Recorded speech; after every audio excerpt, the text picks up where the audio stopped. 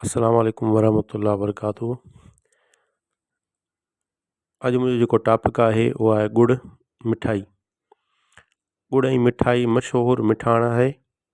ही कमंद खे चीचड़नि में पीड़े उन जी रस हासिलु करे लोह जे वॾे तईअ में विझी हेठां बाहि ॿारे उन रस खे पचाए साफ़ करे घाटो करे नीम गरम हथनि सां पावड़ा ठाहे गुड़ जूं दिमियूं ठाहे इस्तेमालु कयूं वञनि थियूं।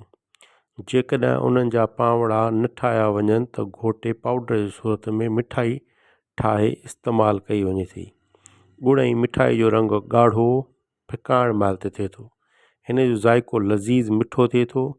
चांवरनि में गुड़ विझी मिठो रधिबो आहे, उनखे ताहरी चइबो आहे।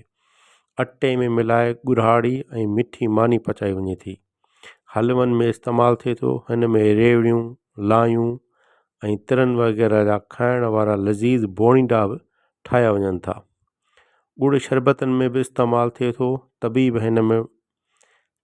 हिन मिठाण खे माजूननि ऐं ॿियनि दवाउनि में इस्तेमालु कंदा आहिनि। मिज़ाज जेको आहे सो हुन जो गरम दर्जो ॿियो आहे, तर दर्जो पहिरियों आहे। के तबीब गरम ख़ुश्क चवनि था। मौज़र जेको आहे सो गरम मिज़ाज वारनि लाइ आहे।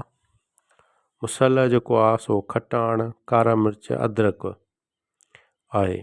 मुक़दार खुराक जेको आहे सो हुनजी 12 ग्राम आहे। सितारो जेको आहे सो अहले निजूम हिन जी निस्बत मुश्तरी ॾे मनसूब कनि था। हिन में काफ़ी जेको आहे सो मिनरल्स मिलनि था, जीअं calcium, magnesium, potassium, phosphorus, sodium, iron, zinc, copper ऐं मुख़्तलिफ़ क़िस्म जूं विटामिन्स मिलनि थियूं।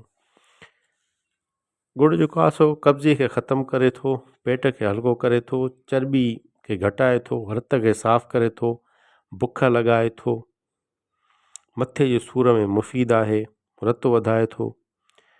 गुड़ ऐं तिर गॾु खाइण सां बार बार पेशाब अचण में मुफ़ीद आहे।